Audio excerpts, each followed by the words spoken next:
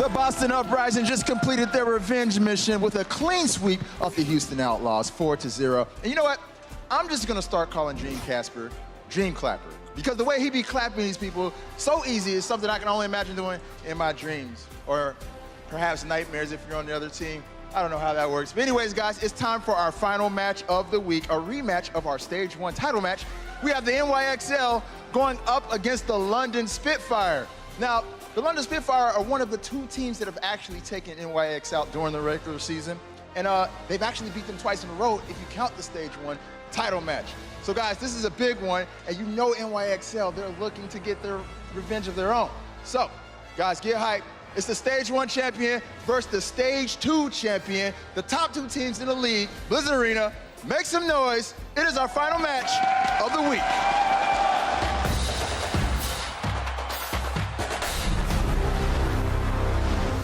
한데 근데 또 뭔가 서로 그냥 되게 집중력 싸움이 되는 것 같아요. 그날 타이틀 매치를 하는 팀끼리. Oh, that is dirty right there. 근데 오늘은 생각 절대 저희는 저희를 최고라고 생각하지 않고. 네, 전 최고입니다.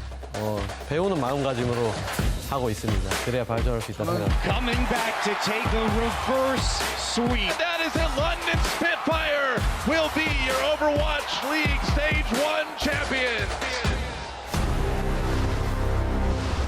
Set him up and he'll knock him down. It's a game of dominoes. Libero with 2! And that is how you bounce back from 2 lost maps. And the NYXL stand finally at the top. Can you believe it? Your Stage 2 champions.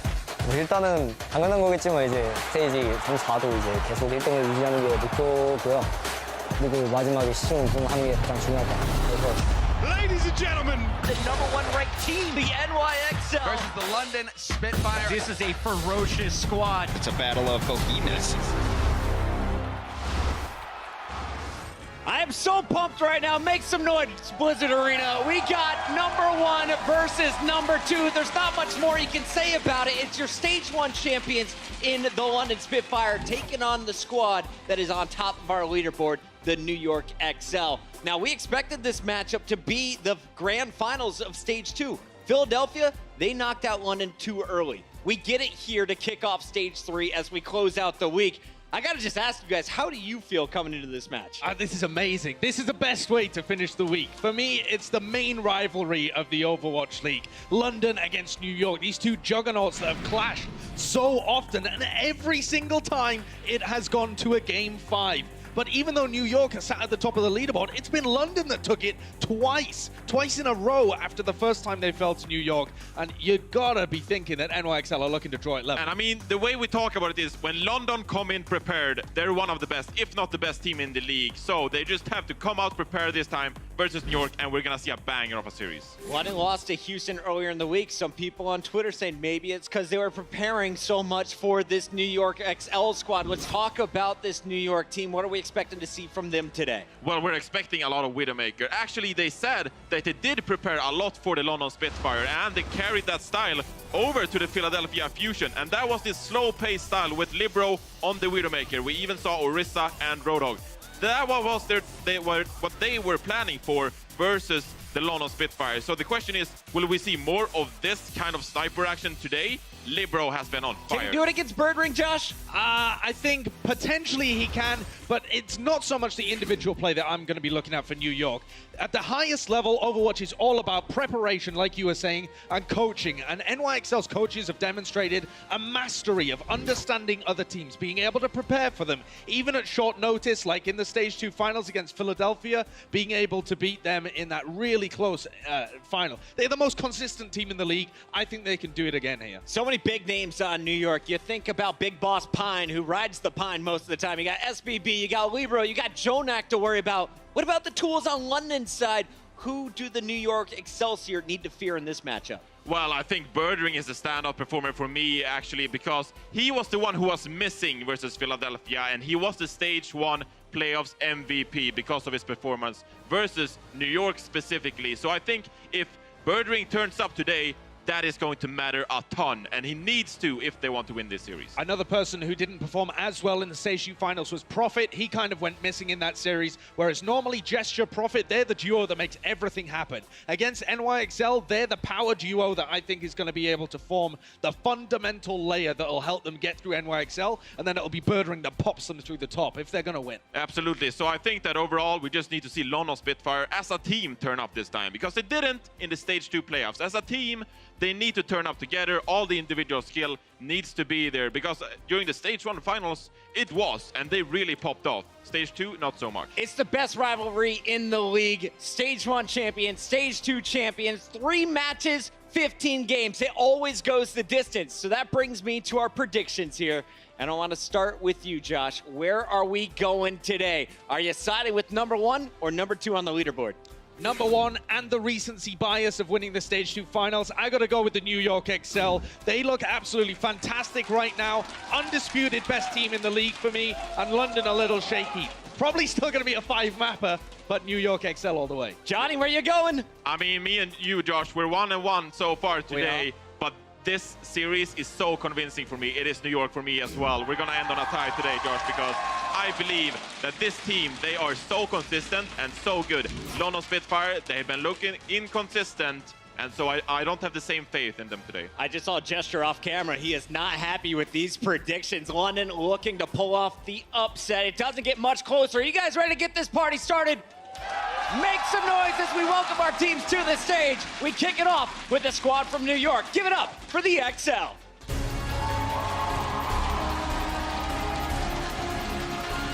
"21 matches in the regular season, a 19-2 overall record." You look at the matchup here, though, this is the squad that gives them the most trouble. Only 2 teams have beaten them throughout the whole of the Overwatch League. Philadelphia with an upset in Stage 1, and then London twice. NYXL are so consistent. They perform so well against everybody, but London, as you were saying, they are the team that gives them the most trouble. I think they can tie it up today. Arguably, New York, to me, are getting better and better as well. Sabiol being a man on camera. He's the one to look out for. Best tracer in the league, time and time again.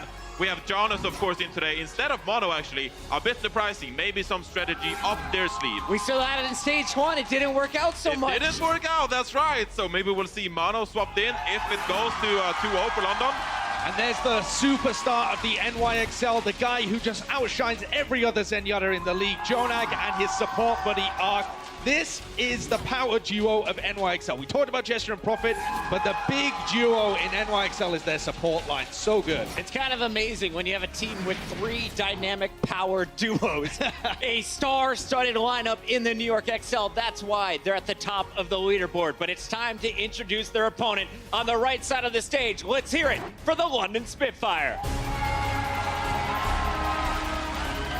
Squash and the boys getting fired up. The Spitfire looking for some revenge. They didn't get the championship match at the end of Stage 2. Now get their opportunity to prove they're the best team in the league. And it looks like Birdring is eyeing for an revenge. He is ready for this series, and I sincerely hope that he turns up and puts on a superstar performance, because his Widowmaker, when he shows up, is among the best in the league, and he needs to shut down Libero today. Profit as well. We know him as a superstar Tracer player.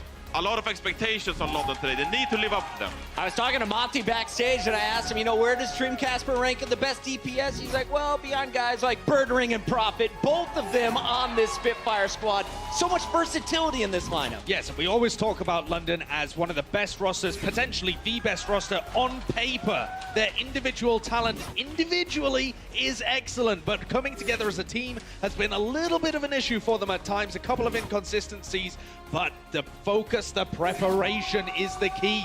They've had time to look at NYXL. If they come in here with a good game plan, there is every chance they can win. And remember, London already has a loss already here in Stage 3. A big victory over New York would help them lock up a #1 seed potentially at the end of their 10 matches. Are you ready to get this match started?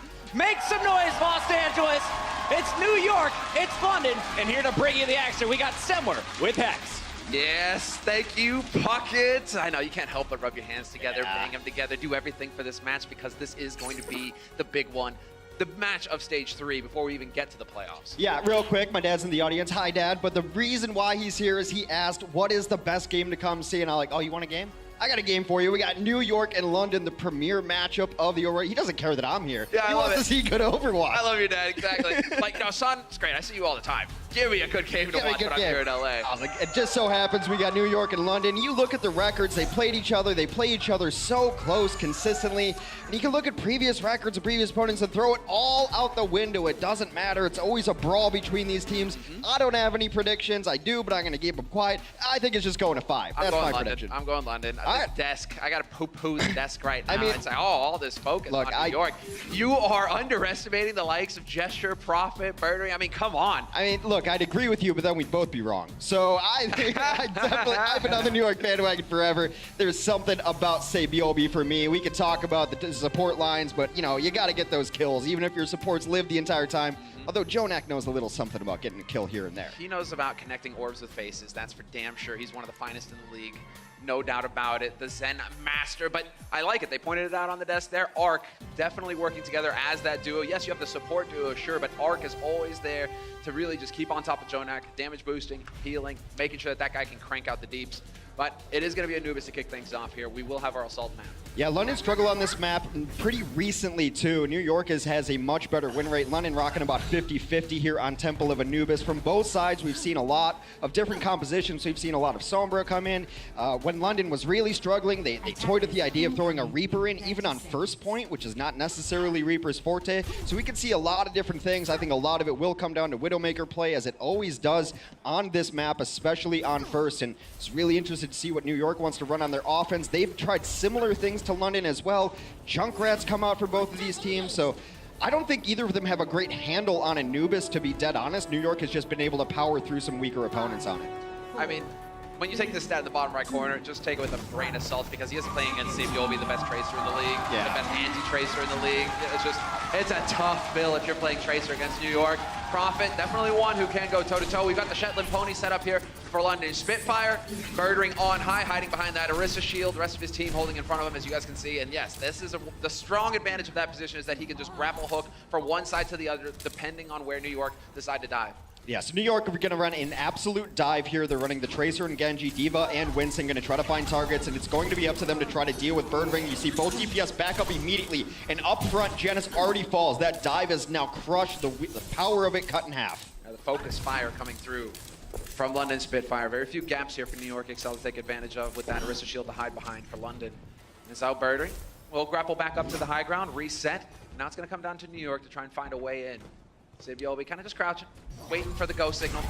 The way in is almost always through the left here, and it's a matter of if they want to go all the way around or take the shortcut over top. Some pressure comes down onto Birdring from that Genji over top. Still going to stay in position. They do trade off 1-to-1. Profit a huge surge of damage out, and now Libero's free to dash.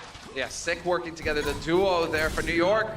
They get in, they get the job done. Libero's hacking them to bits as well in the meantime, and progress is being made on this first point. Fury decapitated, no time wasted. And well, New York, it took them a little bit. They stumbled at first, but with 2.5 minutes left on this clock, they will secure point A. There's no way for London to get back into this.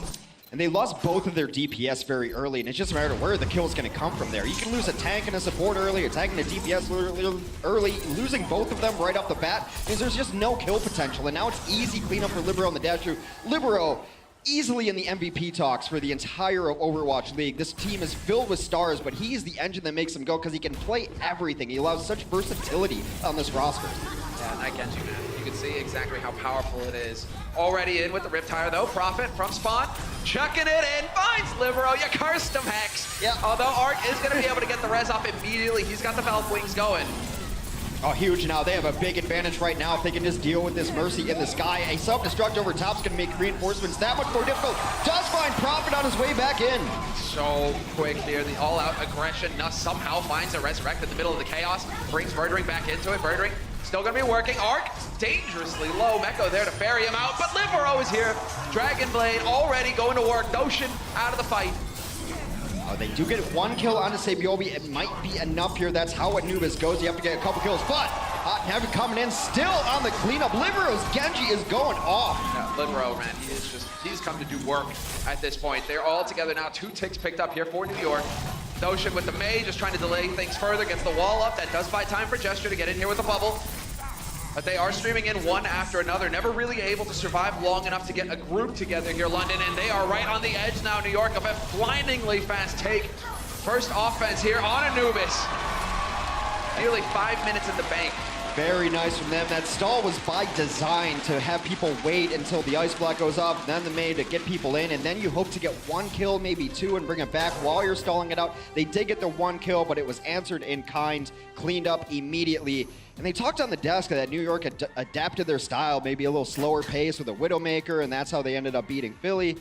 But there, it's just all out aggression. They have all these multiple styles in their pocket. They just played pure dive right there. And the Libero Genji has been a revelation. He definitely wasted no time, but that's going to be the key. It was mentioned on the desk again. Shout out to Josh, Sideshow, that Prophet Gesture combination, working together as a duo, the tank with the Tracer. Well, in this case, you definitely have Libero just following along with his tanks. Everywhere you go, they're working together as this killer unit. That's exactly what you need to do. You are going to get results if you can get the coordination down pat, which is exactly what New York are doing. I mean, it's just so impressive, just the minimal amount of deaths that you had. Ark, who played Mercy the entire time, didn't die the entire time. Meko didn't die the entire time. That's your Diva and your Mercy. You got to take one of those two out. I mean, if you just play a game on ladder and the Mercy doesn't die the whole time, you're going to lose that game, right? And it's so difficult to get on these New York tanks. Both these teams do a wonderful job of keeping their supports alive with each other, but I think the pinnacle of that is Ark and Jonak. They're always together, they wear the same glasses, and they kill people who try to kill them. Yeah, Jonak in particular.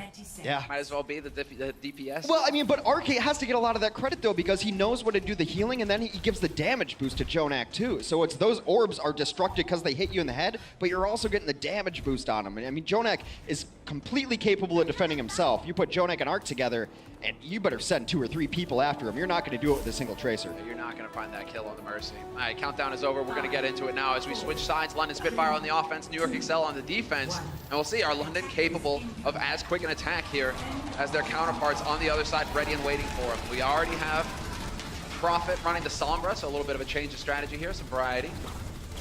Working his way in, and you already have Birdring, of course, on that Tracer as well to back him up. Yeah, this is a style that London has tried to run on the offense, and now if it doesn't work early on, they've been prone to making a lot of switches as they try to get in. So if Prophet gets shut down early, expect some sort of switch to try it out. Already a deep dive. Sabiobi in trouble. Sabiobi out of the fight. And then you've got Jonak. It's like, oh, Sabiobi is dead. Hold my beer. It's fine. D-Mech and a kill on Notion. No worries for him. Getting that Discord on Gesture as well is not going to make his life very pleasant. Jeez. And yeah, it's fine because you're thinking Sabiobi's missing a lot of shots. He's not getting the kills. But that's the true power of New York. Everybody is capable of bringing the hurt. And one of the strategies in every sort of competition or sport is to take down the guy who's going to beat you. You can't take out all 6 of them, right? You can't just focus all your efforts on one person. You try to take down Sabiobi, Libero's chunking in damage, then the support duo, as we aforementioned, just crush it. Jonak is a monster. There's no other way to say it. We're going to be saying it a lot today. We are definitely. Nearly goes ahead, picks up Birdring. Sure, why not? And already from on high in this position, he covers so much of the ground, even watching for the flanks as well. He's on top of everything right now, Jonak. And they're still trying to figure their way out. Yeah, Birdring gone. Libero's there to pick that one up. They are trying to get a presence on the point right now, but Gesture, he was just alone out in the middle of nowhere. Nobody from his team could support him, could back him up.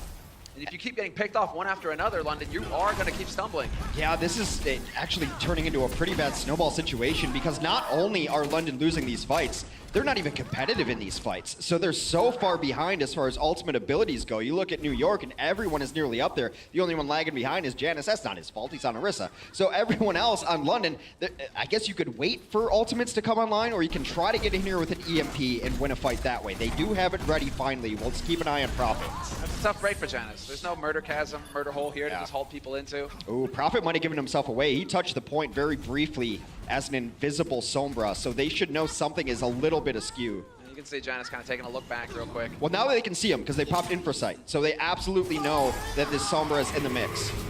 Riptire going through. Oh, perfect target. He'll take that any day of the week. And they camp it, though.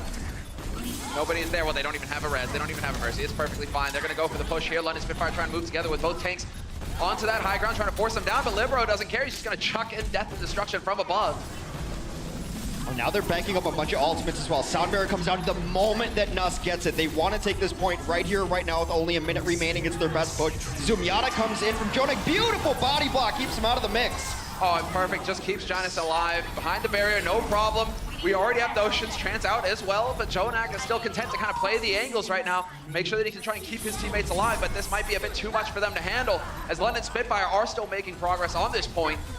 The Roomba going down, however, might turn things New York's way. That is so much damage that they were able to crank, but it's just not enough. Not going to be enough. The cleanup there, a flurry of blue comes in. Powder blue reigns for the London Spitfires. They will finally take first point, but already with less time in their bank, and they haven't even tried to assault point 2.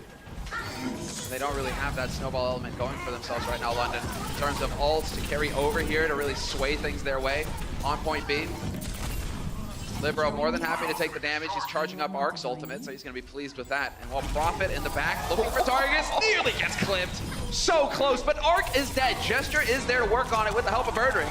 Yeah, Gesture is an absolute dime of a main tank there. Gets in there, the tire goes down. That could have been the saving grace, and now you see the kills continue to pile up for London. One comes back. Libero is able to take down Doshin, as you mentioned earlier. No resurrection available. It might be the kill they need. They can spot Ark out. They know exactly where Ark is playing from as well in the back corner. Nobody really there to back him up either. Jonak only just now coming back into the fight. Sabiobi as well. Janus leaps back to the back line here to try and stay alive. Get some support from his healers. But they are going to pick up one tick here, London Spitfire, and this is a position for them. So long as they don't give anybody up, they can definitely end this here. Birdring gets splattered, and Jonak finds a pick on Prophet. And as I say it, New York will hold.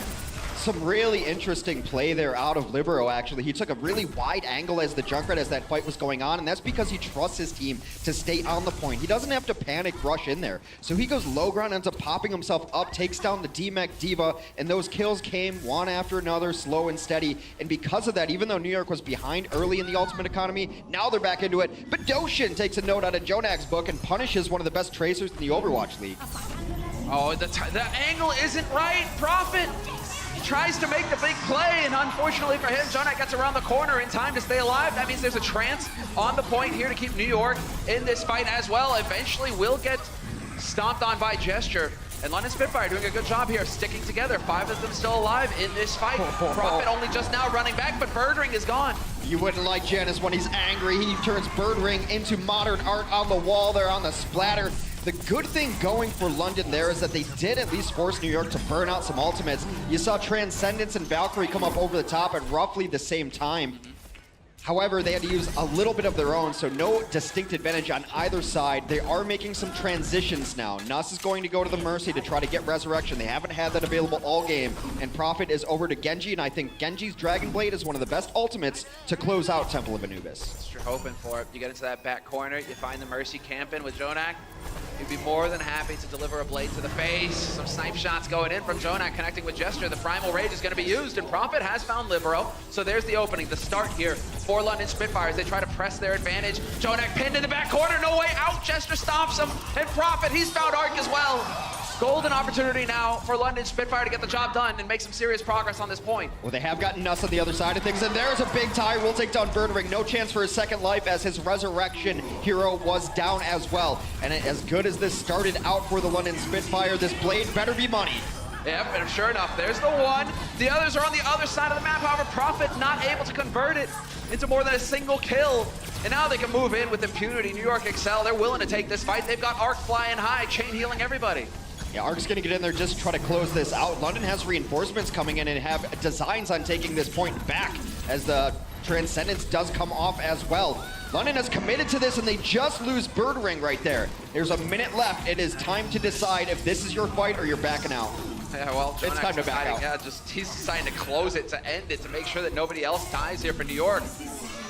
And that's going to leave you with 60 seconds on the clock here for London Spitfire. What exactly do they have to work with? Nuss isn't too far away from Val. He's got the Prophet.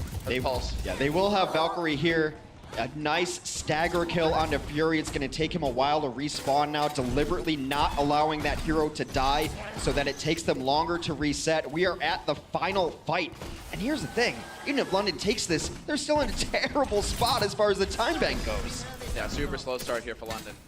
It's definitely not how they wanted it to go. Got to shake off those jitters and get their head in the game if they're going to take down the Stage 2 champs. Libero, he's got the tire as well. You can see just back off into a perfect spot to go ahead and let her rip. Just gonna stall it out there. He doesn't want to give it up too quickly. He knows that everyone is hiding in their holes now, trying to find someone rooted out. Tire's getting low. Gets nothing. But look at how much time that wasted. So little now for London Spitfire to work with. The tanks are gonna have to throw themselves bodily onto the point. They have to get the coordination down perfect, and Jester is backed up by Birdring.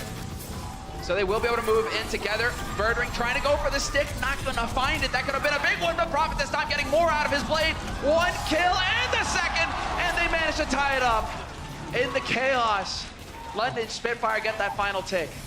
It's such a good zoning blade onto the corner there, knocking down both supports. But God, look at that time bank. That's not good.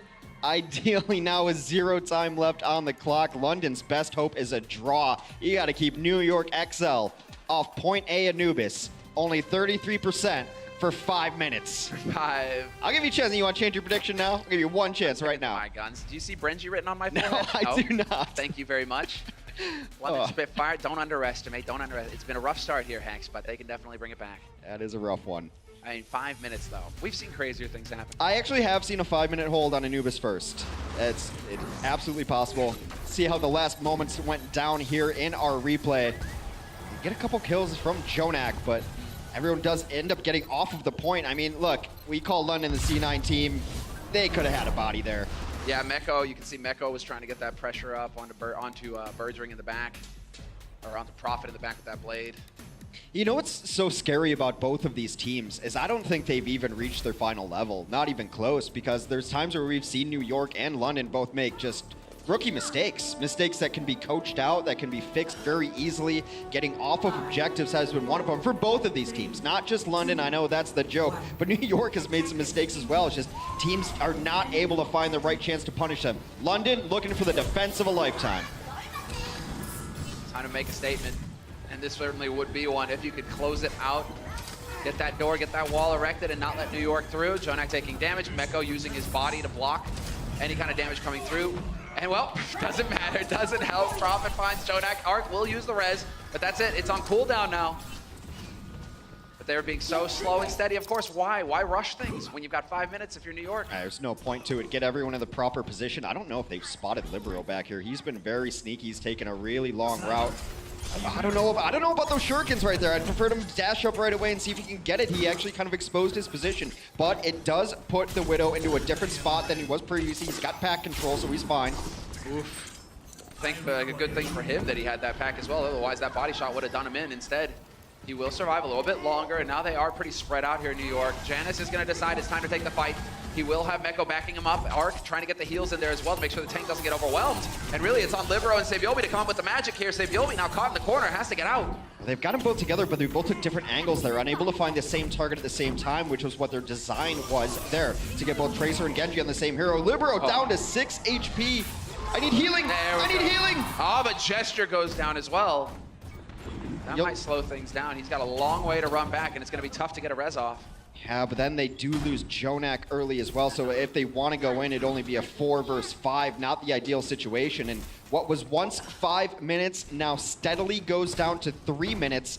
New York does seem to just be banking ultimates, though. However, on the other side of things, it's not like when it was London's offense. They've been competitive in these fights. They've been making trades, so you're not going to have a huge economic advantage. Yeah, they're farming their own ults as well. Arc and Jonak are already locked in, but Ocean and Nuss will have theirs in a couple of seconds here. So this is just going to be the all-out brawl on the point when they feel that they're ready to go. Nades are going off in the distance. Back out a little bit. They're trying to set everyone up here, and the tanks are on low ground. The tanks are going to pick the high ground they want to go to. Instead, they just go right on the point. And they're looking to assassinate Janice immediately. Janice hanging on by a thread right now. They may be able to get rid of him. Somehow Janice is still alive. Finally, Fury going to run him over. There's Prophet with the tire, hunting for a target. 3 seconds left. Is he going to find anybody at all here? It doesn't look like it. Unfortunately for him, Sabiobi still alive in this, and Libero has found Prophet in the meantime, so the fight will continue. Yeah, Prophet, of course, very vulnerable while he was channeling both. Even a huge stick from Sabiobi! Takes down 3! He just cracked the point!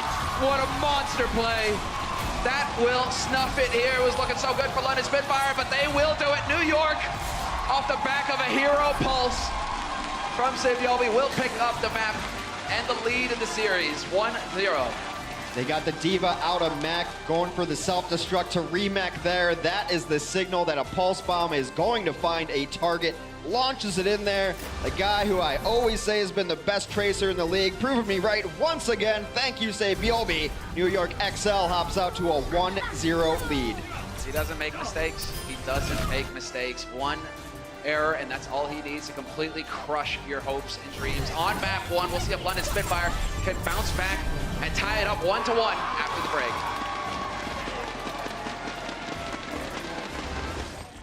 The Overwatch League is brought to you by Intel, the official computer processor of the Overwatch League. T-Mobile, America's best unlimited network. And by Omen by HP, the official PC and display of the Overwatch League.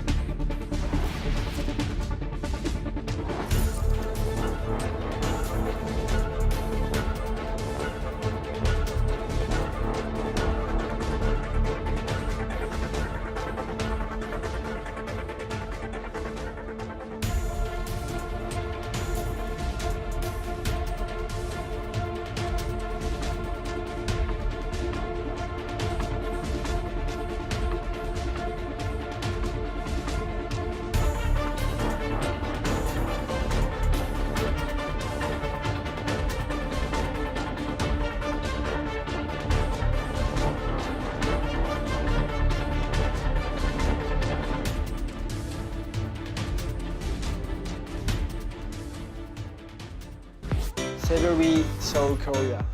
Sabiobi leading the charge. He said, how you feeling? He said just one word, ready. 새벽에 산책을 많이 나가요. 그리고 이제 한국에서는 별이 보이는데 그거를 이제 별똥별 같은 게 떨어지면은 그걸 별비라고도 부를 수 있거든요. 산책하는 걸 좋아해서 그렇게 지었어요. 새벽에 내리는 별비. Oh, there's Gonna one. get another one. He can't. It's a trap. Really tricky play by Sabiobi. I love it. 원래 어릴 때부터 게임을 하면은 공격 포지션을 많이 했는데 다 때려 부수는 걸 좋아해요. 마음에 듭니다. 다 때려 부수는 거, 뚝배기 깨는 거. That burst damage between Libero and Sabiobi, that is brutal. And there we go, the follow-up. Sabiobi's just going ham right now. 6 plays. 좀 나중에 찔러도 되니까 기다렸다가 정확한 타이밍에 노리면 되는 거죠. 상으로 누군가 찌르는 타이밍.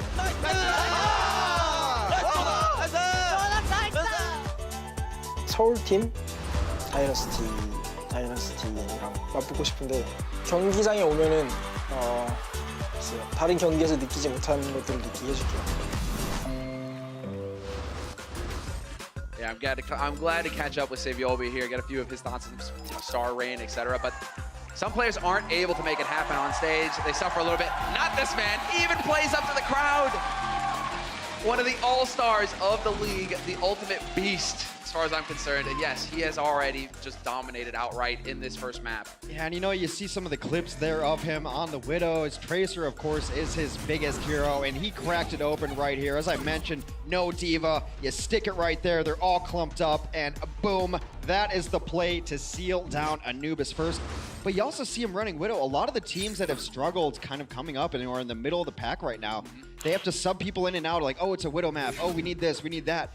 New York doesn't have to. I mean, they can play anything at any time with these heroes. Libero, we've seen highlights of his Widow, but then he'll run a Junkrat, he runs a Pharah, runs everything. And just to have that consistency is so key for this team. They don't really make a whole lot of subs. They don't. And that is the ultimate peak, right? What you're aiming for is to have that versatility on the server at all times. We've seen other teams suffer where, Control in particular, where you get that odd map out, and then all of a sudden you have a chance, you're competitive. Oh, no, wait, you need a totally different roster here, and you fall apart. That doesn't happen with New York. They've got everything, in every map. New York does have really good subs, though, and this was a man who made his name on Ilios, will be coming in. It is the big boss of Pine coming down. He will be subbing in. Pine, you're on camera. Come on. Hey! Pine, with probably one of the best 5 minutes of McCree I've ever seen in my life in Stage 1 on Ilios, just played so well on that. He's going to come in for Blizzard World because they like to run McCree there. We've got some big changes coming up for London. Hagopin's in for Bedosian. Closer's coming in as well for Nuss, so this whole support backline is changing. And we've got Wuhyal as well. We got Wuhyal coming through here to replace Fury. So they will be subbing it up. You and I were discussing, given the next map in this series, we were wondering, teams, they have this depth of roster. It allows for them to have players that perhaps specialize every week on different maps. Do you think that's the case here? I think it might be part of the case. I know a lot of the guys from London did take a break over the break, went back to Korea, and so that not a lot of scrim time. But this is the not main roster, is a nice way to say it. So maybe they were scrimming a little more on Blizzard World. I think Wuhyal is definitely a more aggressive Diva than Fury is, so maybe they have some plays up in that, and I think it's a good Diva map for him. So they work very well together, these tank lines, even when they rotate in the Divas. But London so far has not won Blizzard World. They're 0-1, not that big of a deal. New York undefeated on Blizzard World. They're 1-0 on it. So I think teams are still figuring it out, but this does seem to be shaping up to be a very good McCree map. It's a McCree map. What can splatter a McCree map? Well, that would be a Winston. That would be a Winston. So we got some clips to take a look at him. I mean, Gesture, he was trying to get in. You can see maybe even overextending at times, really trying to make plays happen, but he is one of the key parts of London Spitfire, one of the keys to their success in these past series, and really just seen as one of the very best tanks in the league, flat out, hands down. Yeah, when London is very good, it's when everyone is following his lead. And when they've struggled a little bit, especially on Anubis there, Gesture will make a play, and even maybe one of his DPS will come with him, but the supports aren't necessarily there on time. And so Gesture goes in, he makes a big play, and then he dies. And I think it shakes his confidence a little about when to go to make these plays in the future. We're going to head to Blizz World, the newest map of the Overwatch League. Still trying to figure this one out, but I bet my bottom dollar we're going to see McCree at least on one of these teams, probably on the offense. It seems to be the in-favor thing. You go up to the right side, you try to just slow poke onto that point, and then shoot people in the face. Listen, you got Big Papa Pine on the server. Yes. We damn well better hear Spurs jingling. The Peacekeeper plays You know what's funny? I talk about the best McCree I've ever seen, 5 minutes of. You remember that Junkertown where Pine absolutely crushed with Flanking Widow before Flanking Widow was a thing? He's making these drop-down shots. Like, that was the best minute of Widow. It's just insanity, this guy's pure all-out mechanical skill. I think we're going to see a little more of him from New York this stage. Well, I'm just happy to see him back in the server here and able to compete. For a while there in the stage, we didn't really see him too long. It turned out that he was actually dealing with some mental challenges, getting focused in. I mean, this is a lot that these players are going through, moving across the world, competing day in, day out in the Overwatch League. And so, Pine struggled a little bit, but it seems like now he's back to form. He's feeling positive, and I'm looking forward to seeing him perform here on map 2. A Pine in top form is terrifying, and as good as the other DPS for New York have been, I do still just have this feeling that Pine still might be the best Widow on this roster, the best pure aimer. Just aim. Like, Sabiobi is amazing Tracer. We all know that. Great tracking. But as far as flicks go, the kind of aiming that McCree and Widow require, Pine has just shown again and again in the limited playtime he's gotten that he doesn't miss shots. Yeah, he doesn't miss shots. Mechanically, he's outstanding. It's always been on the mental side of things, in terms of communication with the team, in terms of his own mental state. So now it's just a matter of him getting that unlocked, and yes, he can be one of the standout players on all fronts in the league. So we'll see how it all breaks down here as London Spitfire will be starting on the defense. New York Excelsior on the offense, Pine on the Widow to kick things off. That's definitely not a bad thing. Looking for the headshots. A little bit different London defense here. Early on, they had tried to do a Sombra Tracer defense. Didn't necessarily work out. They did end up going with a Junkrat at some point in time as well. London has really just... seems like they don't have set compositions for the last several maps. They've been trying a lot of different things and whatever's working. They're playing around the team that they're playing against. And we'll see what Prophet can get done with all that damage, but Pine is just going to be looking for angles. We've seen this be the path of entry for a lot of teams. London playing passively. They're playing point here. They're going to let their Widow do some work. There we go. Nobody wants to be the first Widow to make a first mistake here. Birdring is making progress as far as the ult is concerned. He's hitting some shots. Pine really does not want to step out, but then Jonak is the one who robs Pine of the frag, but still, important thing is that Birdring is dead and not in a very easily resable position either. Oh, that's the problem with being aggressive on Widow, which we've seen so in style lately of playing these flanks, trying to be aggro Widow. You die like that, you can't get resurrected. It's one of the reasons we see so much Widow is because when she dies, she's in resurrection positions. The tanks will re-engage for London. Yes, they do manage to make it back in here in time. And well, with that, Birdring has already swapped over, getting back onto that Tracer as quick as possible here. Wants to take the fight to him, and already he's kind of caught in the corner here, but he is stalling things out. Just trying to keep things alive here for London Spitfire. As Prophet gets brought back to life, the tanks decide to get back in there. There's the stick, and the D-Mech to follow.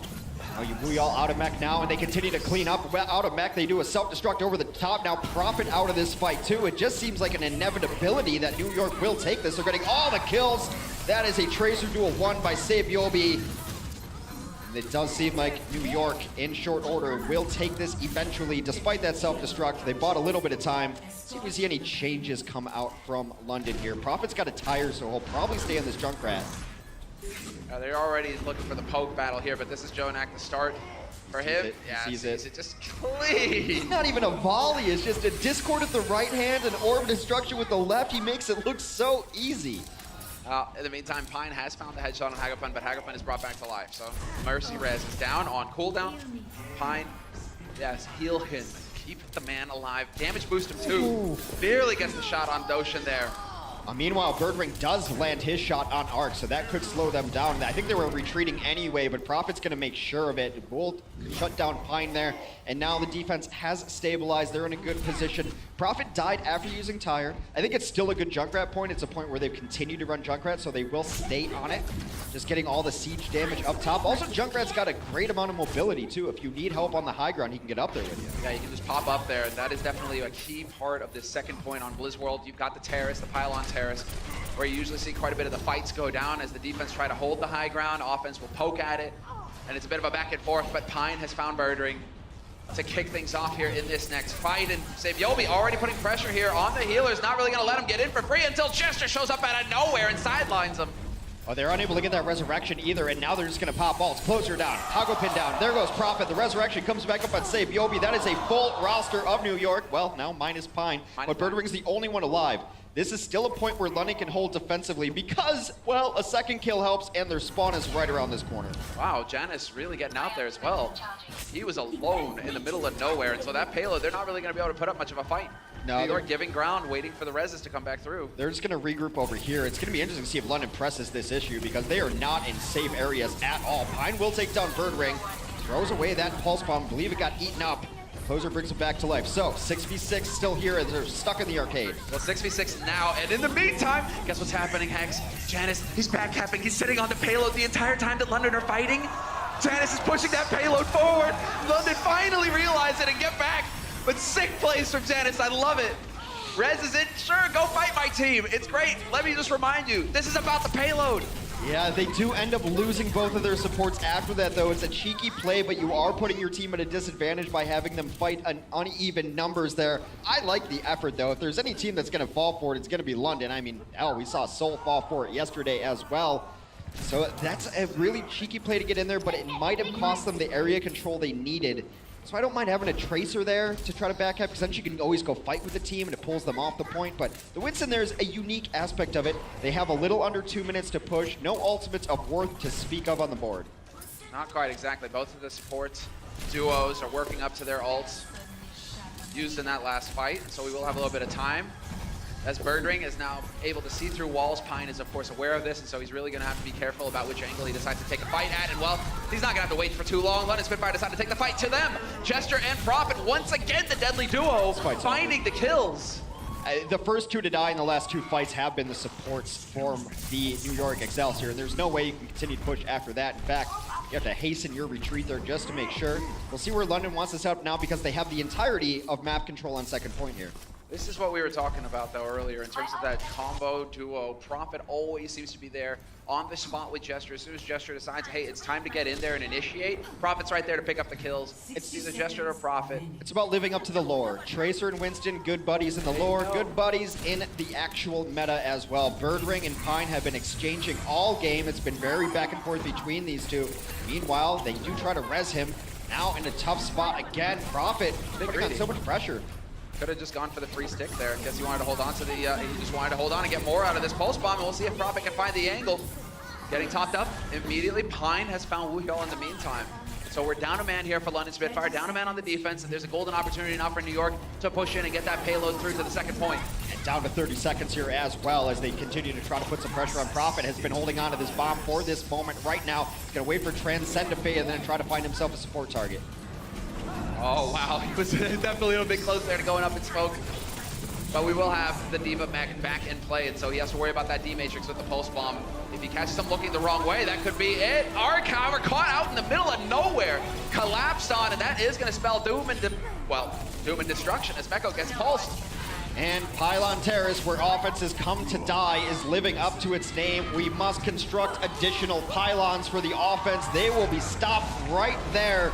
And that was another fight where the names you see on top of each other in the kill feed on the right-hand side, Arc and Jonak, they've done such a good job against every other team of the league of keeping themselves alive. But London knows that you can't just devote a Tracer at it and be like, go deal with the supports. No, it's a Tracer and it's two tanks. They're sending Wuyol after it as well, which might be the reason he's subbed in. He's very aggressive when it comes to diving backlines. Gets in there. You're right. And you can't really just send a Tracer in against Jonak. Jonak, he scoffs at that. Cheers a couple headshots. Tracer's dead. Okay, I'll go back to killing the rest of your team. No. Just throw everything in there. Kill the backline and the rest follows. It's like swatting flies. It's just a minor inconvenience before he can go down to dishing out more damage. There's Pine. It was pretty even between him and Birdring throughout that. See, 6 eliminations and 5 final blows for Birdring. Pine had 10 eliminations, 7 final blows. The final blow is really the number that matters there. But when they engaged each other in the duels, it seemed like they were both getting their pound of flesh here and there. Yeah, and while Birdring's just doing a bit more damage being on the defensive side, he's going to just take pot shots at those tanks all day long.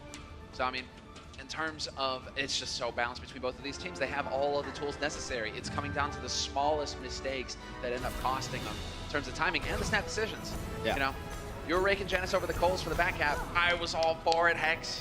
I mean, I love a back cap. You're getting back in there. Yeah, I mean, you know what? That back cap may very well win them the map, because 122 meters, look, this is where we've seen so many pushes stall out. Of course, yesterday, a little bit of an aberration, saw maps finished. We still don't really know what is the norm here on Blizzard World, but the first day we saw it, it's dying right there around second. One map finished, then yesterday they were finishing it, but it seems like that is an area of this map where it's going to be the penultimate point to last, because it seems like everyone's getting stuck right there.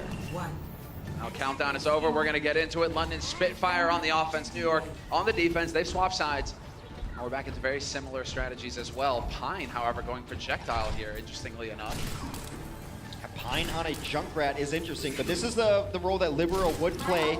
He's been playing the Junkrat for them when they want to run a Junk Widow on this situation, so makes a little bit of sense, I guess. That could just be Pine, you know, putting in the work in the background, right? Yeah. You know, I need to get more heroes in my pool so that I can get more playtime. Fine, fair enough. Sabiobi, an absolutely capable Widow as well, and it might just be the Pine just doesn't feel it, and he knows it, and you make that call that you're aware of it, that I'm not getting the better of it right now. Let me play something a little less aim-intensive. Jonak will take down Prophet early, and that should be... What is this Mary Chase that Janet is leading him on? What is going on? Will they eventually kill this monkey? There we go, finally. Wuyal out of fight now as well as Jonak continues to punish tanks who get anywhere near him. He's going for a volley on the right-hand side, doesn't hit it. Murdering finds himself an angle between the legs.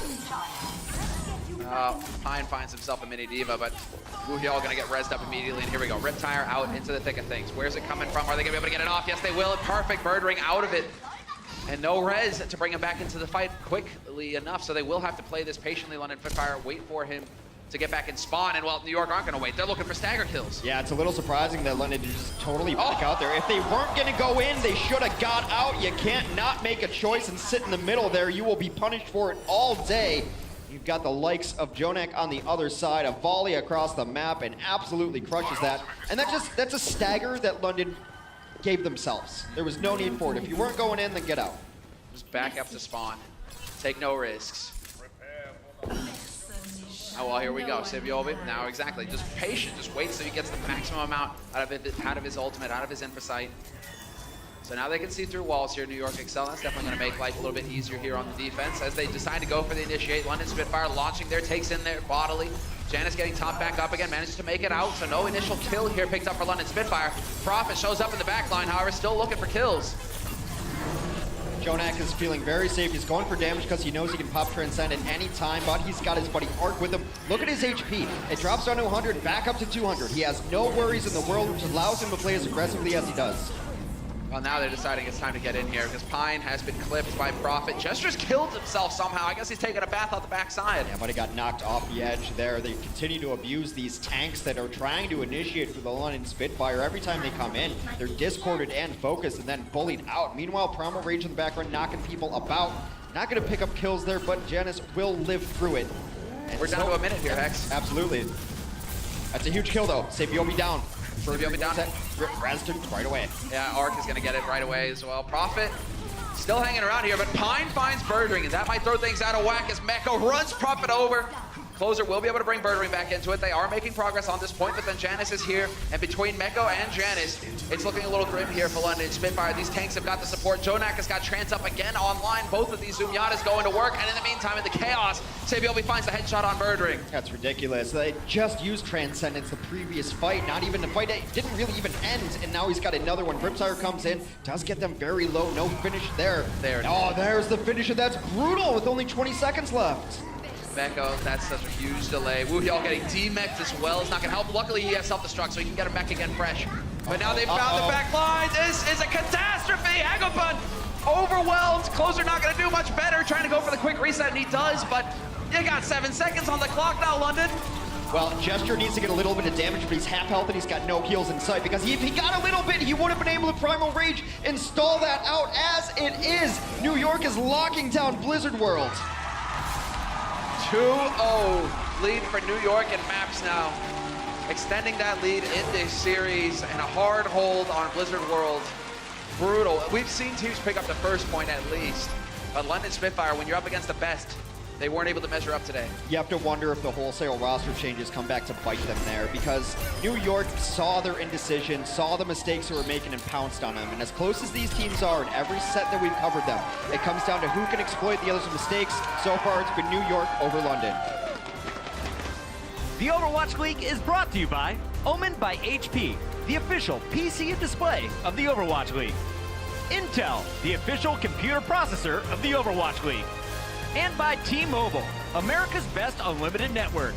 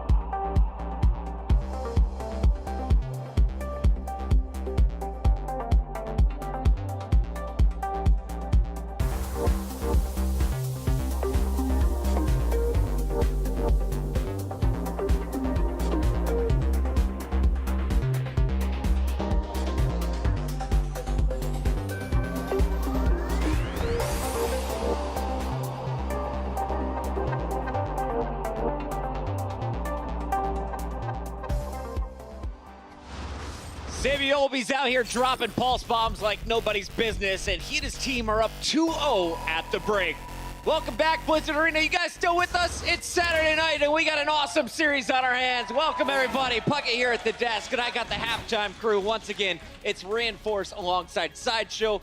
Both of you guys picked New York this time. Tied up 1-for-1 on the day. Both of you going for the squad that's in the lead so far. Sideshow, why did you see this one coming as you made your early prediction?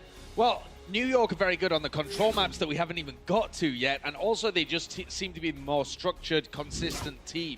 I think when you come into maps like Blizzard World, where it's all about learning the map very quickly and preparing set rotations, and then our first map, Anubis, where it's about preparing really set compositions like we saw Boston perform earlier, NYXL really excel at this kind of stuff. So at the moment, they're playing really well. Reinforce, I want to start with you here because we were watching the games and you said Libero just clutched up. It looked like London was going to be able to roll on Anubis. They got shut down. How did it happen? Well, it came down to shutting down the enemy Zenyatta. So let's go into our Telestration segment and check out how he did it. Actually sacrificed some time on the point. So we can see that Gesture gets a pick right in the top right corner. They're down here fighting together, and they actually put up a pretty good fight. They got a lot of picks, and this is a fight they should win. But meanwhile, Libero has a tire out, and this time around, it's actually not going to get anything. So we're going to play this one out. We see that it's going for Nuz, but the tire itself, it dies out, it doesn't get anything. Now you see London Spitfire, tons of picks, right? Even on the Mercy, onto Janus, on the Winston. This is a fight you need to win on the offense. But still, Libero, he is over here, and he realizes that this is a fight that perhaps is in our disadvantage, and of course we will sacrifice some time on the point, but instead he will go for Bedosian, which is down here, because he realizes if I remove the Discord Orb from the equation, then London will have a lot less damage to actually cap this point out. So despite the fact London are on the point fighting, Libero targets Bedosian on purpose.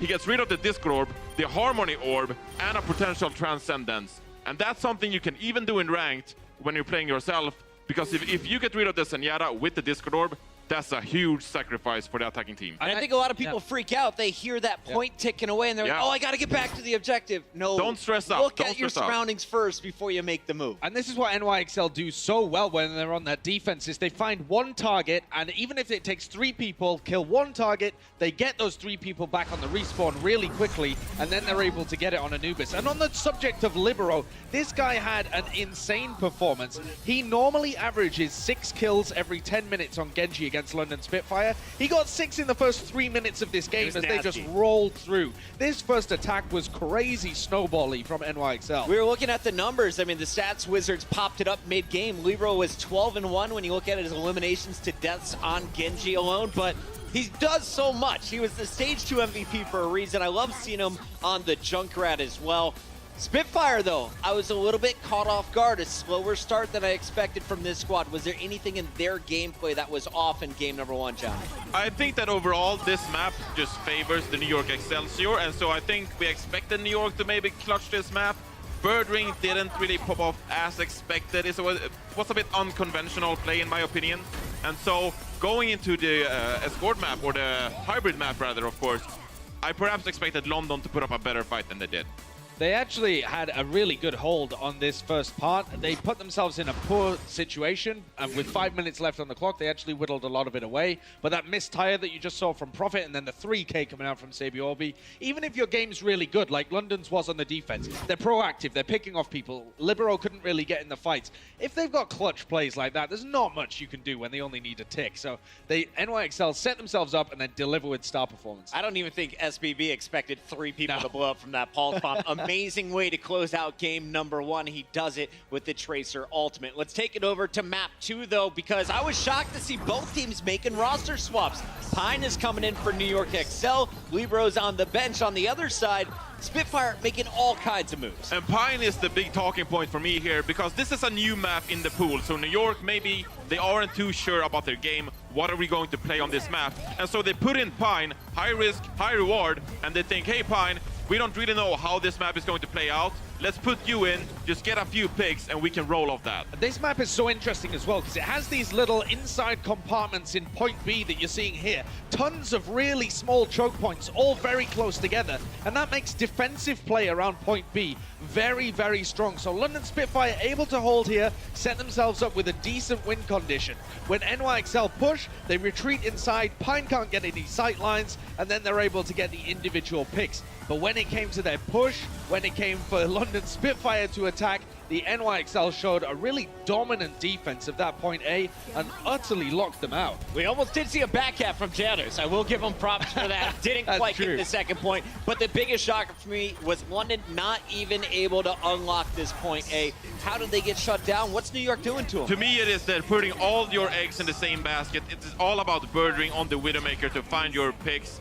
Usually when they play Huyol and Hagepun, in my eyes, they're playing a bit more coordinated as a team, and that means birdering on the Widowmaker has to find picks. He didn't, and he only swapped to Genji in these final pushes, and at that point, it really didn't matter to me. Yeah, I was really trying to think, what are they getting out of Hageman and Closer? Why have they subbed these guys in? I couldn't tell you at the end of that map. Normally, as you say, it's because they're trying to play a bit more of like a structured style rather than a really aggressive, trying to dive really deep kind of approach. But it didn't really work there. Can't say it worked out well. Overall, it didn't look like they had any practice time on the map, because that strategy, playing a Widowmaker on offense, I'm not convinced at all. I wouldn't play it in ranked. It's the new map. It's the new map. It's rough that they have to play New York here in week 1. London's still not out of this one, but Josh, you've been very confident, and you've been letting your predictions known not only here on stream, but also on Twitter. Let's go ahead and read. If London wins today, I'll record a video of myself singing God Save the Queen in a Union Jack outfit to passerbys. New York XL have this 70-30. Yeah, I was pretty This is what it could look like, ladies and gentlemen. How many people want to see the Spitfire come back and win this series? A lot of NYXL fans in the building, I'll tell you that. I like that. I just don't think anyone wants to see you in that outfit ever, including your mother. Let's talk about the second half, though, because if you look at the history, all 3 times these teams have matched up, it's gone to game 5. We've even seen a reverse sweep situation between these teams in the past. How does London make it happen? How do we get ourselves to that tiebreaker? It's going to be rough. We have Junkertown still in the pool, and then it's all about the Widowmakers once again. Birdering, he felt pretty confident on the Widowmaker, but are you going to put in Pine again? Libero? It's a hard matchup, so it's going to be rough for the London Spitfire. Yeah, and I think when we saw them in the Stage 1 finals, London were able to get that reverse sweep and actually won it in that way. When they're coming into Nepal here, NYXL are the better control team. I expect NYXL to lock it up in 3. They're going to prove once again that they're the best team in the Overwatch League. All right, well, you heard it from our desk. They think it's going to be all NYXL. I'm still cheering for London. I want to see this one go to Game 5. Make some noise, Blizzard Arena. And real quick, reminder, we got the All Access Pass available right now on twitch.tv. Get it going. See all of the best angles in the game. Hear from your favorite pros. And, of course, some AMAs after the show is done. That's it for halftime. When we come back, it's a big Game 3 on Nepal. The Overwatch League is brought to you by Toyota. Let's go places.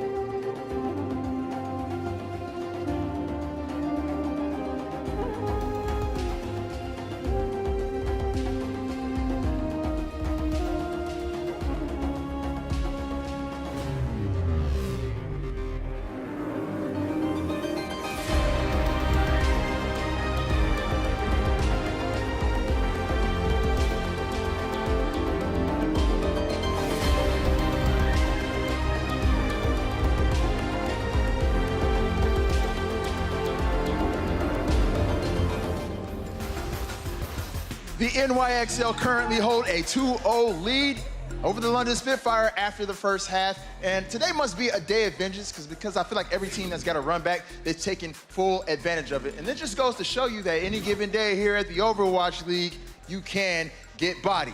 Now, one of the players that's been doing their thing for the NYXL is the illustrious player by the name of Arc. And Arc's actually going to be doing an AMA at the end of the day for all of our All Access viewers. So, guys, if you have the Overwatch League Twitch All Access Pass, please hop on and ask him questions. You can ask him how he's spending his Stage 2 winnings, or about his illustrious friendship with our guy Dreamcasper, because they're best friends. If you didn't know that, they are actually really cool. But that will be happening at the end of this match. But the match won't be over until we get into the second half. Can the London Spitfire bring it back to a 5th map? Let's find out right now and get back into the action with our casters, Simler and Hex. That's right. Nope, not gonna happen this time. But I left hanging. I know. I was going for it. But I think Malik is so in the zone there. No room for shenanigans, Hex.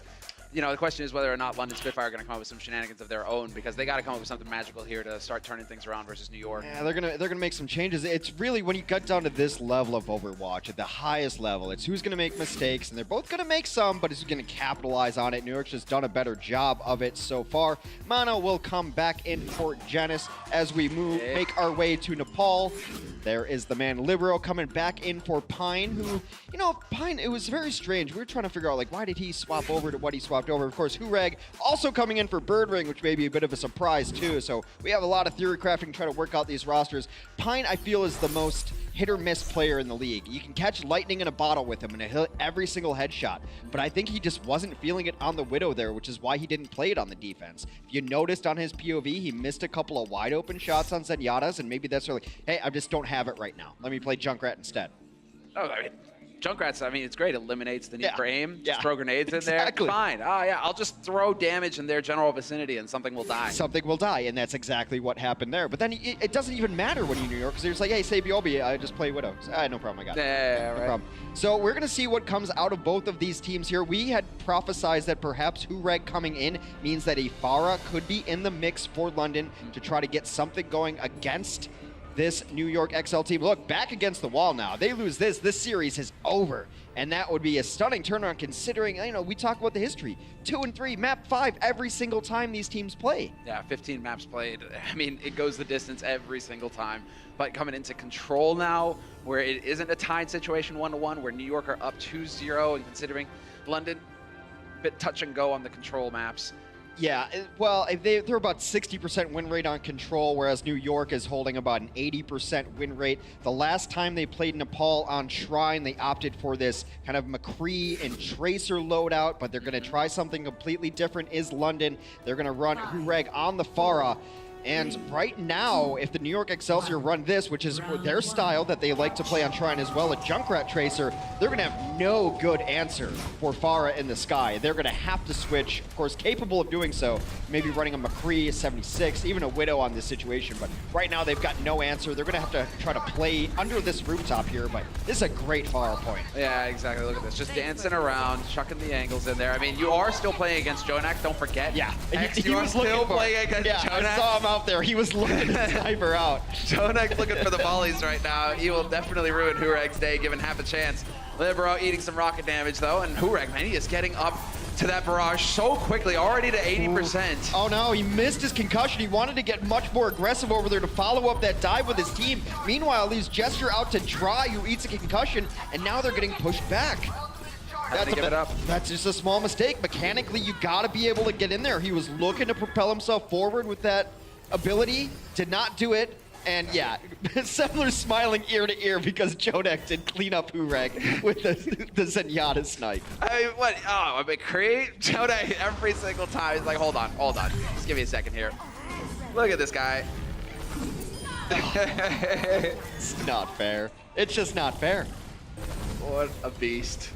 To be able to deal with a Pharah Mercy with a Junkrat Tracer on the ground because they're constantly going to be discorded is just a blessing. And look at this! Look at the vengeance! He doesn't care. You don't need him, man. Just leave it in Jonak's capable hands. You go for the barrage, don't worry. I'll just right-click you to death. Look, justice often comes out from a place of anger, and Zen's all about that tranquility, so he had to shut that down right away. Hurek goes for the solo barrage onto Jonak. I'm sorry I'm giggling, but that was just silly. That's brutal, man. That's silly. Is so brutal. And now while Prophet's deciding, hey, I gotta get in here, but Trance will be up for Jonak, of course. He's been hitting so many orbs. He's got his ult ready to go. And Libero, yet again, has found the kill on Gesture. Self-destruct out into the open. Shouldn't be finding any targets, and it won't, as Mano is gonna chase Prophet off of the site, and it is another reset coming through here for London Spitfire. They've got one more good fight on the board. Hurek's gonna reset there. Farah's gonna go off the edge and wait because they only have this one fight at 75%.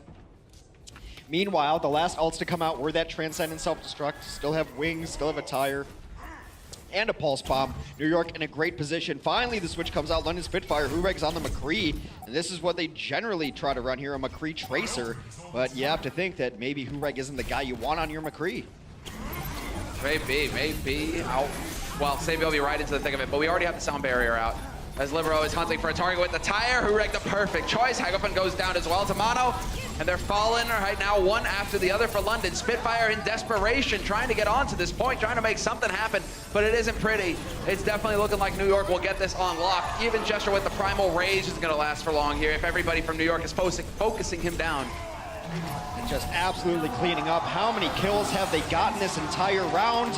One London final blow. Spitfire got one kill that entire round. Libero died once.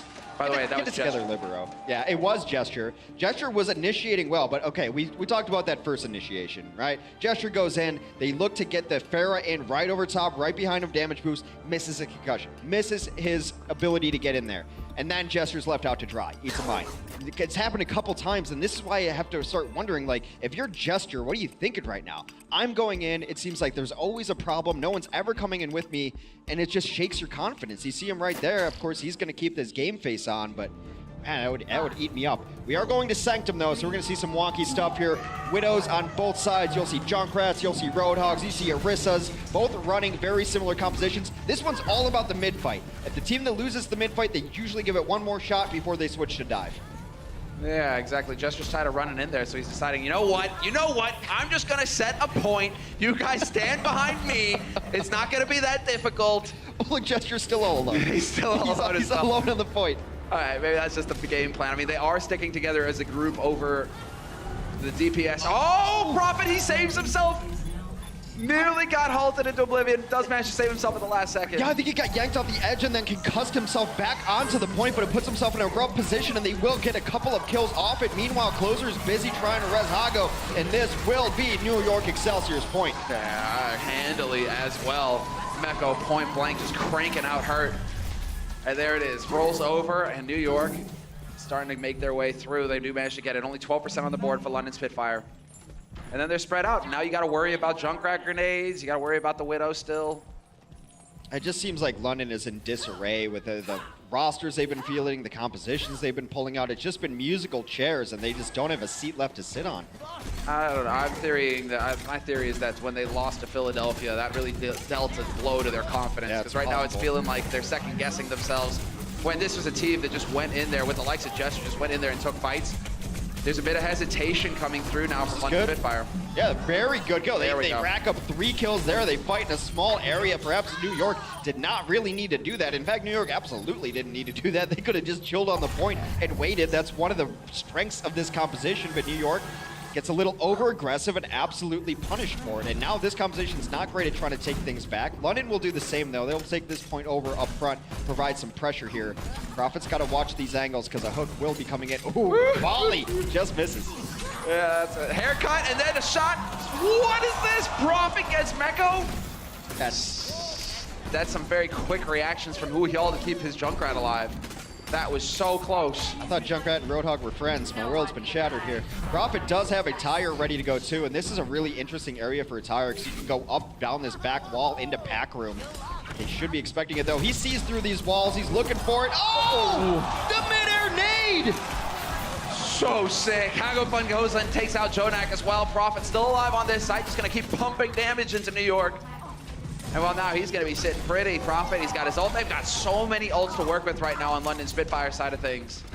Yeah, it's just about doling them out in the correct order. New York's also banking ultimates too. We'll see how they want to initiate. Oftentimes it is with those Valkyrie wings, get everyone near the fighting point, back it up with a Transcendence if need be. And I do like that London is kind of playing this much more passive around the corners here. They're going to drop a Supercharger.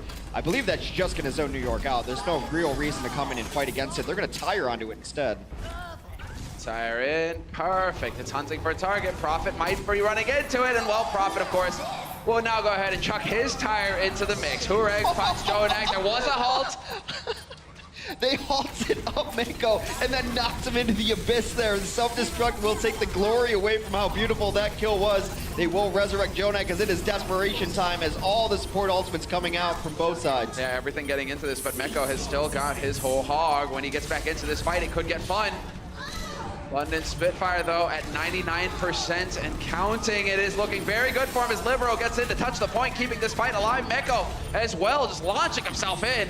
He's got the hole, but he's not going to be able to do anything with it as Gesture will find the kill, and we will be in a tied situation. Tied up 1-1. What a round from Prophet there. And you have to give London a lot of credit on disengaging better than New York disengaged. New York won that first point, got way far forward and didn't disengage when the pressure came in. London did the same. They took the point, went far forward, but when the pressure became too much, they were able to fall back as a team, go back to that point and make them fight on your own territory. Yeah, that's one mistake. It was London making the mistakes in the first two maps. Yep. One overextension there from New York, and that ended up costing them. They definitely know it. So it is going to go to the third point of this map. Get to see exactly what we have in store for us here. A whole variety of different strategies. Well, let's see something a little better from Hureg, who struggled a little bit on that Pharah early on, had to switch off of it late, even though they didn't have a Pharah, anti-Pharah. And we've got a Bastion on the field from Libero. Well, okay then. It's really good against Pharah. Kind of. Kind of. I mean, if you get a shield in there, yeah, definitely Mano don't want to get too far ahead of Libero there, but this is uncommon, to say the least. Well, I mean, on this stage is actually the place where you will see Bastion more than anywhere else. Let's see, an old Cloud9 team used to do this. Shore4 used to run this composition a lot with his teams. We've seen it a little bit before, and now they just take point control, and that's me in the corner. That's me with the Gatling gun. You can't even really get in here. They are going to try and dive it. There is a nade going on as well, but there's so much damage here, although the backline has been killed. Yeah, Hureg earning his worth right now. Comes in, will clean the rest of it up. Pharah is a very good counter to a Bastion when he is left alone like that. Bastion's actually better against Pharah in recon mode. He's got a little better spread there than he does in tank mode.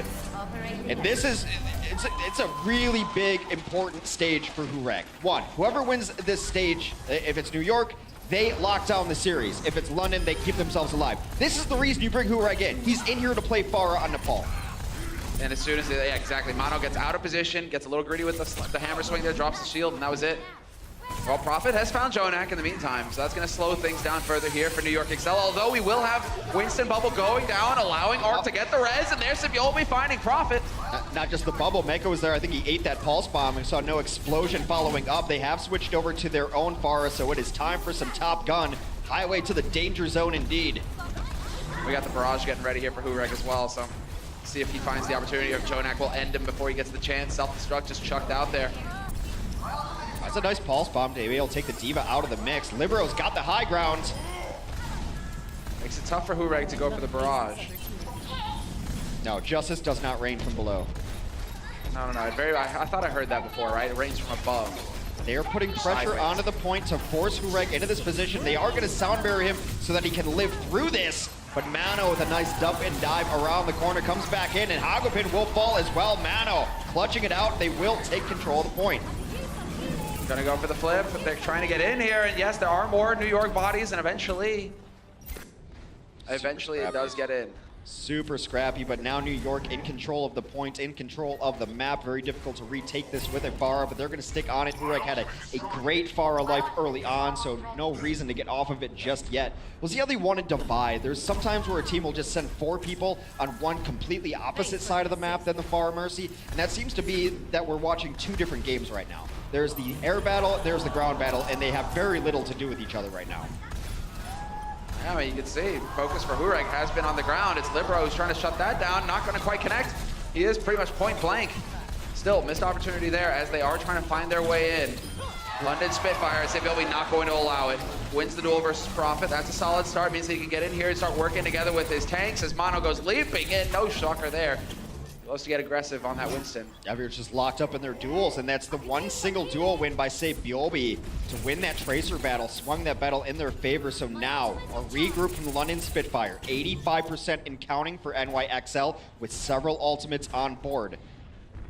London must win this next fight or they lose the series. There it is, the opportunity working together. Libero will get that done. Saviobi's now got his pulse bomb online as well. Could go for the kill on Gesture, but Gesture gonna get the primal off in time. No surviving there. Libero sees the opportunity for the barrage, annihilates Hagopun. And we're into it now. Will they be able to battle back on this London Spitfire, hoping to flip it, but it's not looking likely as they get picked off one after another. Hureg dancing on the edge with the soldier, but it's not gonna be good enough. Nobody will be there to touch. And New York XL will win the series 3-0, as clean as it gets. The Empire State beating the Empire yet again. They've drawn this series close. These guys have played each other 4 times now. I believe it is 2-2, but it has never been this one-sided. New York is crushing it in dominant fashion. Hureg subbed in to play that Pharah, had one decent life, one questionable life. London continues to play games with their roster back and forth. New York more stable, and it's absolutely paying dividends.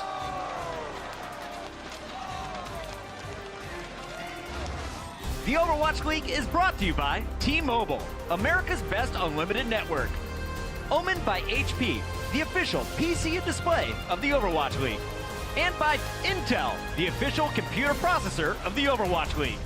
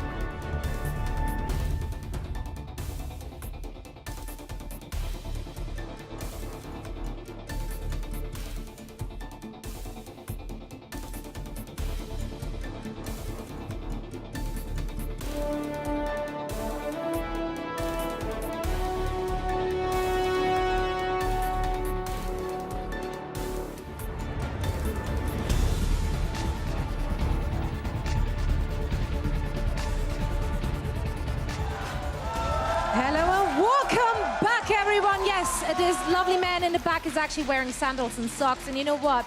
I appreciate it. It looks absolutely fantastic. Now, at the beginning of halftime, New York Excelsior were up 2-0, so I went to the dugout of the London Spitfire and talked to their coach about the match at hand and their game plan coming into it. And he said something interesting. You know, New York is such a passive team. Everyone knows that they're sitting back and waiting for their opponents to actually engage. Now, London's plan going into this was being even more passive. All right, we're playing a game of chicken. So far, this has not been working out for London. We did see them playing a little bit more passive than what we used to. However, in the end, they still were the aggressor, and it's been working out for the New York Excelsior. Let's see if London Spitfire can bring it back on map number 4. And for all the action, we're heading over to Hex and Semler. Thank you, Zoe. And well, yeah, I mean, if you're going to go for passivity. No, you got to be in there setting the fight. Yeah, exactly. No. If it's a game of chicken, London swerved first and hit a tree. This one's over. And they panicked, man. They're trying all sorts of different stuff. I think you're right when it's just like the stage 2 finals, you know, just crush their confidence, and they're trying all sorts of different stuff, and none of it's working. And it doesn't seem like there's any rhyme or reason to a lot of it. You can kind of see like, oh yeah, they want to run far here, but it's like just do what's working. But they also got crushed by Houston the other day. Like Junkrats give them problems. London needs a complete reboot here. Yeah, they do. You know, New York is obliging them. They're slowly pushing that chicken into the broiler, adding some spice, and they're about to eat them up. In fact, they already have. They've won the series, New York. So we're getting a map 4 now. Of course, when it comes to playoffs, you know, these maps are going to count. But you can tell that London right now, they aren't too pleased with how this series has gone. At all. New York have eaten them alive, and it's all going to be on Junkertown where, you know, I'm almost just saying, let's get the pirate ship sailing again, right? Get in there to the Merry Seas in the sun, drink some rum, and have a good time. Yeah, you know, I'm curious as to what these teams are going to run. Neither have played Junkertown yet in this stage, so you have to go all the way back to stage 1 to see what they were running here. I mean, look, the meta has developed on Junkertown that you're either running Pirate Ship or you're running Widow. Sometimes you're running Pirate Ship with a Widow and Hanzo as well. Double Sniper, that's a kind of a sole specialty there. We've seen a lot of teams. A lot of Junkrat comes in here as well. We do have more substitutions that are coming in for London. Of course, Bedosian is coming back in, as did Fury, because consistency, not a thing that London wants to hang their hat on. No, they are definitely searching right now. I still think that this is a confidence thing for London with how stage 2 panned out for them. They took a real blow. It's going to take a little bit of time for them to get back into it. Getting blown up by New York here is definitely not helping things. And so it's back to the drawing board as far as London are concerned. Well, for the moment, they are on the pirate ship composition, or at least part of it anyway. For those of you newer to the game who don't understand what this is, there's gold on the cart, so there will be pirates there as well. You set up a bastion on the cart, you put a couple sails and or shields up in front of it, generally an Orisa, sometimes even a Rhine as well. Get a Mercy there to resurrect bastion, and then you pretty much just turn that payload into a walking ship. Into a booty-seeking... Wait, what? Private ship. Right? Yeah, Isn't that exactly. What we're on? Hey, man, I got your back. I got your back. You play way too much Sea of Thieves. Way too much. What are you talking about? There's no such thing. The game is gorgeous. It is pretty game. There's some pretty water in it. All right, so it does seem that defensively, at least, we're going to see the standard meta here. Junkrat, Orisa, Roadhog, and Widowmaker. Offensively, there is no pirate ship. There is no bastion. We have the standard meta for both teams. It is Junkertown, so I'm glad that Roadhog and Junkrat get played a lot on this map. Nice fortify there, stopping Mecha from getting the hook. Doesn't save Jester's life regardless. Manages to deny getting hooked, still gets blown up by Libero. Hureg will take down Libero. So there's vengeance, but that Notion yanked into his demise. Jonag with another kill steal. We'll get the kill off of that hook off the volley. Maybe he just inflates his numbers. I don't think that's the case either, but they are making very good time. That is not a great barrier for Jester. He's not happy about that one. Generally, the defense wants to stick around at this point, but the offense has taken the onus to him. Jester falls, Hureg falls. Prophet will find his opposing Junkrat. Playing on stairs is a bad idea, kids. Closer and Prophet learned that one the hard way. So it's almost up there with running with scissors or letting a Genji hack it to bits. There we go, Saviovi. I mean, really, New York right now, this is perfect strategy from them. All out aggression. Don't let London breathe. Don't let them recover. You know that they're down. And, you know, unlike the saying, you know, oh, don't kick a man when he's down. No. New York right now, they put their kicking boots on. Yeah, you stomp on the throat when they're down. They're already down. You suffocate them and don't let them get back up. The last thing that New York wants to do is give London a glimmer of hope. They want to absolutely extinguish them. Look, New York's been at the top of the league for a while, but if there's any team that can dethrone them as being the best team in the Overwatch League, it has always been London who has had the best hope. Jonak just blind firing away. It's not spam, it's area denial. We'll find Closer on his way in. Oh, there you go. You see the combo there, the Halton hook. Not going to connect, but you get the idea. And man, they are making so much progress so quickly here in New York. Libero under pressure, Prophet finding an angle, Prophet not for long. Sabiobi will hunt him down in the end. 2 kills so far for the entire map for the London Spitfire. It's been Libero dying twice yet again. Get it together, Libero, 2 deaths. They will walk right onto this second point with minimal defenders in the way. And so far, London, they simply look defeated. They're getting steamrolled. They are getting steamrolled. And all of the booty is waiting right around the corner. I had to get it in there one more time. Did you have to? Did you really have to? It's kind of like a semi. It's like a pirate skiff right now. You know, it's just lacking the firepower. That's all. We don't have the cannons, the Gatling gun. We will, however, have a tire. Prophet finds Arc. There's a high-value target to be picking up immediately. Trance, however, in play from Jonak, and so they won't get much more out of it. And now a tire of their own going out for New York XL. Libero getting some good elevation out of it. Gonna just come plummeting in from above, looking for the Widow, and he gets him. Ureg is gone. Yeah, so far it has just been a non-stop offensive push here. The cart slows down only for a moment because they forgot about it. Still pushing all the way to the end. London needs something to stabilize here. They do have both support ultimates, and if they want to take a fight, now is the time. This passive, more passive than the other team is not working, because at some point you gotta go fight. Beautiful hook. There's the combo. That's how it works. Halton to hook. Gesture dies. Fury follows. And they're going for more. Because why not? They are on the doorstep now. Gesture has rezzed up. There's the trance getting thrown in by Doshin. But Jonak finds Gesture before Doshin can get in there. That's unbelievably fast. Ridiculous. And now Bedoshin is on Mr. Hawk's wild ride, wants to get off and will eventually punish Mako for pushing him out of position. That is yet another kill for London, but it continues to be New York all in the kill feed, walking this one in. Only have to get the last couple of kills here to finish out Junkertown. Yeah, point blank, this is exactly where Libero wants you. He's gonna be chucking concuss nades right in your face. Prophet has even gone over to May just to buy more time. Wall has not been used, or it has in the end, and you will be able to get out of it though, just barely hanging on. But not for long. Libero hunts him. A tire comes in. They're closing out the doors, and that is New York walking all the way to the end. 4 total deaths on their march all the way through Junkertown. There's 6 total players. So London Spitfire, a paper-mache defense. Just get, you know, they got it wet. They spilled water on it. That thing is just coming down. That volcano, it's not lasting long this time around for Spitfire. They get an F. The worst science fair ever. Gesture, though, I mean, right now, as far as the setup is concerned, we got 20 seconds left on it. And Doshin is on the Bastion, hoping that he stays on him. Let's get the pirate memes flowing. It might as well run it. This is as close to the composition as you'll see when we do get to that screen. London, I don't know, look a little bit defeated. It's kind of hard to tell, but Ocean definitely looks a little lost right there, that something is not going right for London. And I think, you know, I think that their focus is probably on how do we fix this whole thing, not how do we win Junkertown. I think you kind of saw them lose focus a little bit there. Nothing went right for them. Kind of just backing up.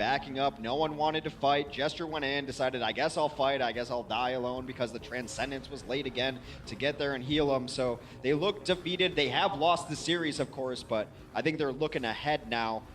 London's going to try. They're going to roll out here on this next map on their offense. And you know what? Why not just for kicks run some Pirate Chip? If they have a strategy that they haven't revealed yet, they're not going to reveal it now. Listen, this is going to be brutal, because not only are they going Pirate Ship, they're breaking out the big guns. The Hanzo Widow combo, yes please, thank you very much. Yeah. Let's get into it. Double Sniper has something that Soul has run on this map a lot of different times. A lot of teams have copied that strategy as well. You put one on the left, one on the right, you put them in a crossfire. Down the gut, you're going to send your Bastion with a shield in front of them, Mercy damage boosting them. It's a matter of getting set up, though. If you can get on the cart, can you ride it in? And yeah, we've got the pirate ship. Perfectly done. Doshin now damage boosted. You will have no shields to hide behind, although neither will he, unfortunately. Instantly melting him. This is one of the points. Guys, if you're playing pirate ship on matchmaking, please take note. Melt the shields. This is the advantage of Bastion. You give them nowhere to hide. He's crushing the shield. And speaking of nowhere to hide, that is a nice Sonic Arrow. Is going to find that Widow and scatter. You know what? Snipers sometimes have splash damage. Despite my opinions on it, it is very effective. I like the Prophet hangs around here as well. In case Ark was going to try and get over there, get that res off. No, sir. Denied. Thank you very much. Doshin kind of chilling out over here in the corner. Ureg picks up Libero, too. A double sniper really throwing New York off here. The stun comes out, and the hook does not connect as line of sight is broken with it. That was a lucky break there for Prophet. Counting his lucky stars. We may have a flanking Zen here from Jonak. Yep. Tried to go for the volley. Didn't connect. But that's a beautiful shot there from Ureg. Save Yobi, not really having a great time. Not at all. And maybe it's just, maybe it wasn't just the London defense. Maybe defense just not an option on Junkertown lately. And you know, it's hard to see holds on first. It happens on occasion. Second, even more rare. But oftentimes people will get to last at least, and then it's more difficult to finish the map. But the pirate ship is assailing right now. Some changes will come in for NYXL. Meko's going to go over to D.Va, maybe try to help out, deal with this pirate ship. One of the best ways to dismount a Bastion is a tire over the top, or maybe a pulse bomb if you can get there. But this is a great wrinkle that we saw happen about halfway through stage 1, that you get off of the cart. You don't just ride it all the way up the hill. You take this high ground away from the defense. Really, because you can see the choke points that the defense have to make their way through. All of a sudden, if they're funneling in, you get that Bastion up there, things can get pretty fun. Now, however, New York have got a little bit of a pied-à-terre to work from. Mano working his way around, looking for the flank. He's got Jonak to back him up. They are on that high ground. I think you just wait for an ultimate here. You try to get a tire to get onto that Bastion and deal with it, and then you engage off of that, hopefully. They've still got people on this point. Gesture, he sees it. He feels like this is going to be the big engage, and so the bongos go down. They get eliminated rapidly, but a lot of damage taken immediately there by those tanks. Meko and Mono getting topped right back up again, however, by Jonak, but there's the Dragon going right through the payload. Not going to find any kills, but he does force New York XL up against the wall, allowing London to do some work. And Meko with a couple of good kills, but that is all they got out of that fight, and London will walk onto the second point just as well. Defense is nowhere to be seen. It's like the Pro Bowl out here. Yeah, just get on that offensive play. That's what we all want to see anyway. High-scoring games, lots of frags.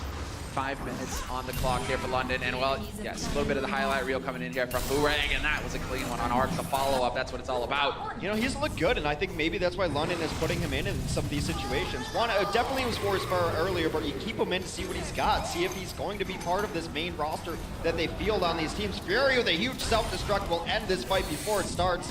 Despite the tire coming in, not gonna matter, they'll just res up Doshin. Yeah, Closer gets in there and rests him immediately. Where did that ult go off for Fury is what I want to know. That was brutal. Must have got in over the top here. It can be such a confusing map because it is just this U-turn right around the corner here, so you never really know where the angles are coming from. Say Yobi will avenge himself against Ureg. Card continues to push though. New York's really got no way of stopping this. Maybe a self-destruct comes in at some point in time. Could be the ticket, could be it. It's the closest ult that they'll have to work with, and it's just come up online here from Echo. Best Gesture going down again with the barrier here. Not ideal positioning, but it will buy him enough time to get around the corner and stay alive despite everything that New York are throwing at his face. The self-destruct escorts him up the stairs of that explosion. That's one way to ride it up. Closer will fall though as Mono does find him. It seems like London has backed themselves into a corner. They will start to try to rotate their way out here. Gesture very low, Gesture down as Meko's had enough of them hiding out in this hallway. Yeah, Doshin and Prophet, that's going to be their go signal to get out. If they can, if they will, yes, Sabiobi escorts Prophet back to spawn. Libero takes care of Doshin. More time burnt off the clock, but there's still plenty of it here for London Spitfire to work with. 3.5 minutes. You got to be careful on these aggressive holds. Back caps are definitely a possibility here. Yes, we have seen a few. That would be great if we could see another one today, though. But again, yeah, aggression. I just love this spot where you see the Diva there right now. Often you'll put a Winston there too, just hanging out around the corner. And teams just don't really check it. You get a lot of free damage on their backside on the way in, and then you have the mobility to get out. You just saw that swoop and scoop by Meko there. Put a lot of early damage on, and then Sabiobi cleans it up. Bidoshin in there as well, and now he gets out alive too. And Jonak just doesn't die.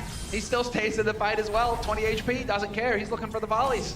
Jonak, 3 total deaths on this map. It is tied for lowest. Actually, Mano's only died twice, which is ridiculous for a Winston. He's getting that proper support. Getting the orbs. Arc there to take care of him as well.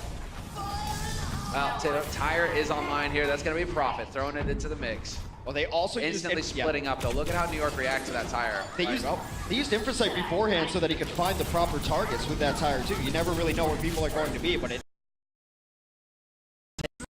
that time.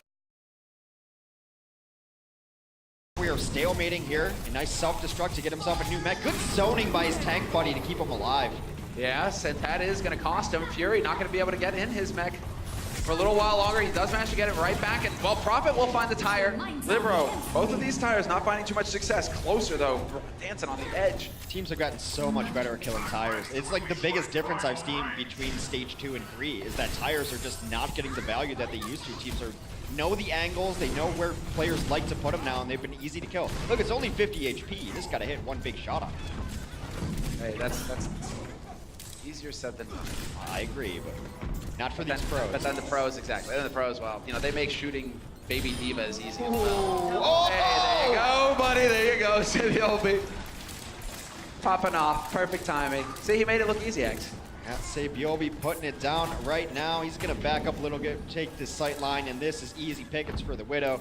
It's a battle between him and Hureg right now, but that's a perfect mine position, too.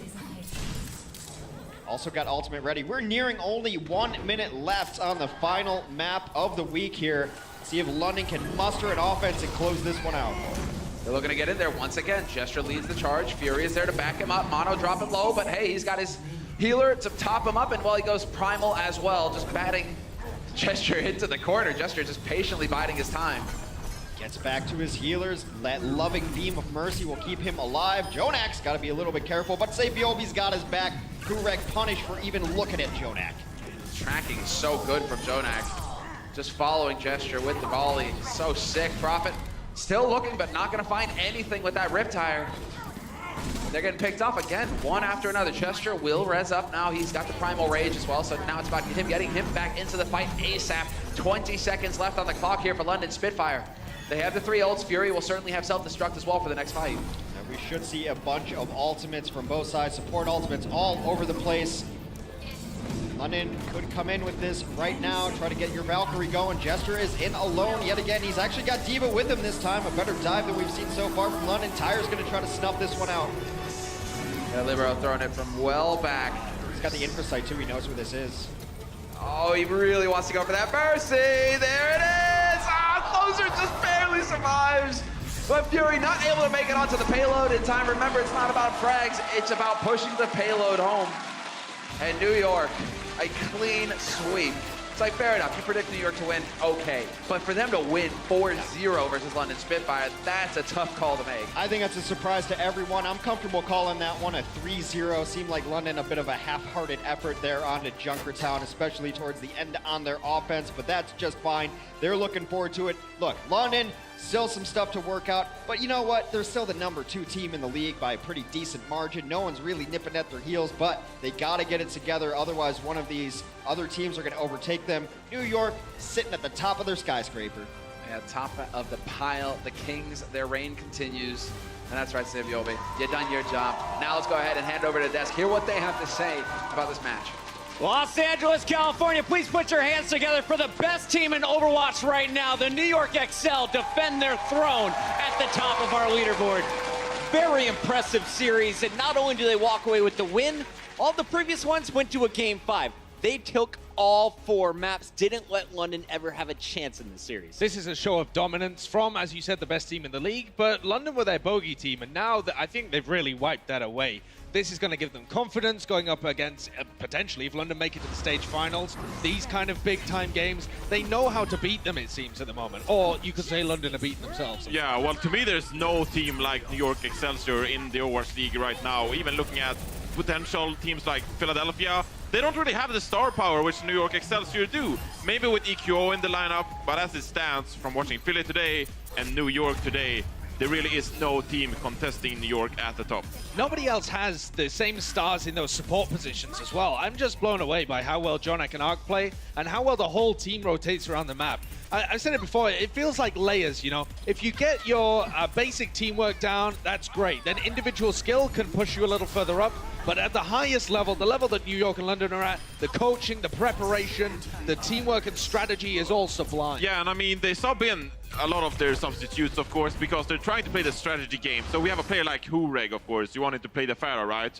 And you expect like an F14 to come in. Fucking Maverick. Oh. But of course, I'm expecting it's like a Golden Boy paper plane instead. Yeah, so right. Doesn't really turn up. Paper planes didn't rain the biggest bombs in this series. We see New York walking away with the victory. Pine came out, Blizzard World, pretty nice to see him here today. Libero, always a fantastic player. But you saw in those highlights, we had a really tough time at the desk here picking our player of the match. Was it SBB? Was it Jonak? Well, our player of the match sponsored by Omen by HP tonight. It's the support player, fully boosted by his Mercy throughout this series, and even when he wasn't, he's hitting the headshots. He really is. Crazy player, Jonak. Comes straight out of support, out of the ranked, out of the ladder, and straight into the NYXL, and coming straight up with superstar performances the whole league. So consistent, and they build their team around him. You heard Zoe say it. London tried to slow down to play against them. But when there's so much damage coming into you, you have to play quicker, because if you play slow against NYXL, they're just going to damage you down or get picks on you. And London didn't have a clue what to do. It's so hard to play against, because you want to speed up, but you're getting pressured from the front line, and then you get pressured from Jonak. There's so many players on this New York team. It's so hard to work with. Jonak's our player of the match tonight, but you got to give props to his counterpart, Arc, the other support player on this squad. Remember, if you have the All Access Pass on Twitch, you're able to watch the AMA with Arc after this series. And I want to know, who does he prefer damage boosting on the team? You got so many options. Who is the best one to go with? We got to wrap up the night, though, by reminding you guys where we're at with the standings right now. As you take a look at the leaderboard, it's only New York and the Los Angeles Valiant coming out unscathed with the perfect 8-0 record. Boston, though, did win both their matches and a big win today over Houston. Yes, a great win for them, and they're looking like they want to push into the Stage 3 playoffs towards the end of it. They're looking like a great team that's stepping up at the moment. Now, as we look at the biggest picture, remember, it's the top 6 at the end of all 40 matches for each team. Johnny, we've got a big margin here. Yeah. Look at that map count, plus 54, a 5-match lead over everyone else in the league after that win from New York. Can anyone catch New York? Because I don't think so. I think they're solidified their spot at the #1. They can even lock up their playoff spot in Stage 3 if they'd like to. And then you have Stage 4 to just casually chill, if you'd like to. And we got some major matches next week. Keep your eyes on the Thursday battle between the Philadelphia Fusion and the Houston Outlaws. Seoul's looking to bounce back stronger than ever in their match against the Gladiators, and New York is going to get a chance to defend their honor against a Houston Outlaws squad that was threatening back in Stage 1. Final thoughts on the nights, guys. For anyone that missed the games this week, what was the best match for you, Johnny? Well, it has to be Philly-Boston, right? I think that was a really good game. And I'm not going to spoil it this time. So. Philly-Boston, no spoilers. What about you, Josh? That one was fantastic. Also, probably want to check out Seoul and against the San Francisco Shock. That was a fantastic performance. Got to see all of the new players from San Francisco Shock, and a great performance from both teams there. It's been a fantastic start to Stage 3. Remember, if you missed any of the action, go to OverwatchLeague.com. For everyone that is watching the All Access Pass, stay tuned for the AMA with Arc from the New York XL. That's going to do it for us at the desk. Thanks for watching. We'll see you on Wednesday starting at 4 p.m. Pacific.